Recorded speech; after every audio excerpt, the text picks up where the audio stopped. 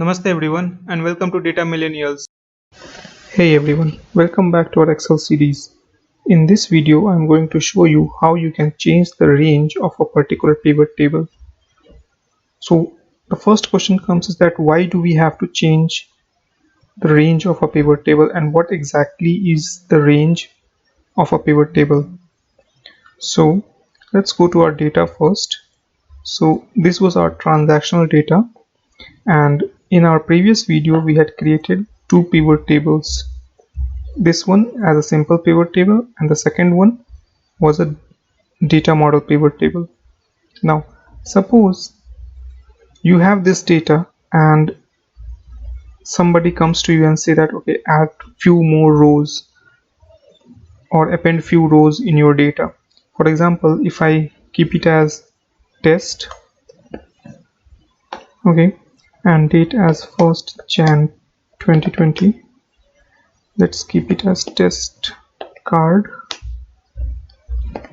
test mail, number as 1234, card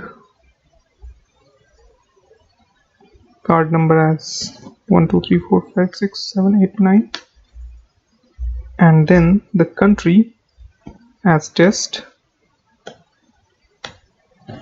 as well as this country of customer as test. Now the pivot table which we had created earlier, these two pivot table, it has a particular range. While creating our pivot table, what we had done is that we had taken the range from cell A1 till K 26,215. This is the range of this pivot table as well as this pivot table. So whenever you add new rows or whenever you append new data into your existing data, the pivot table range needed to be changed so that your new data can be incorporated in the existing pivot table. So let me show you what is the exact range of this pivot table. So if you click anywhere in this pivot table, then go to analyze, you will see this change data source. If you click on it, it will directly take you to the sheet which you have used for creating that pivot table, and in this table or slash range you will see the range. As I have told you earlier, the range is from cell A1 till K 26,215, and if you scroll down you can see this highlighted range area, right? If you scroll down,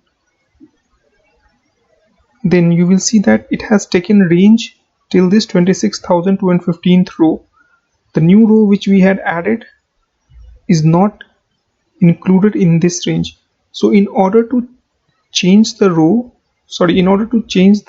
range of pivot table, what you need to do is that you need to again click on this small box, then select the first cell and then drag till the last cell. So now the entire data has been incorporated in the range, right? Again click on this small box and then click on OK. So what you will see is that this test has been included in your pivot table, which was not included earlier.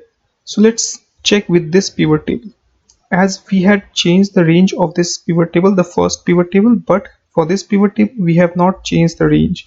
So if I refresh it, this test record which we had inserted in our data source is not appearing here. And if I check the range for this pivot table, again I have to go to analyze and click on change data source, right? There is a difference with this data model pivot table is that it will show you the address and it will show you the range, but it will directly not take you to the sheet on which your range is there. In a simple pivot table, whenever you try to change the data source, it will directly take you to that particular sheet which you have used for creation of pivot table.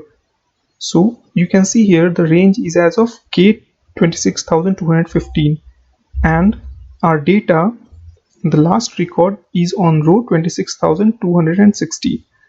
Now if I want to add that range, I have to do the similar process.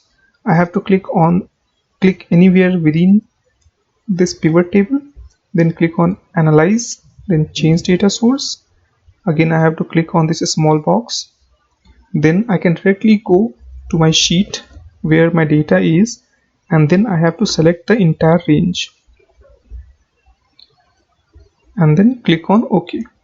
Now you will see this test is included in this pivot table. So this is how we change the data source or the range of a pivot table. Hey, if you find this video insightful, then do check out other videos and hit the like and subscribe button.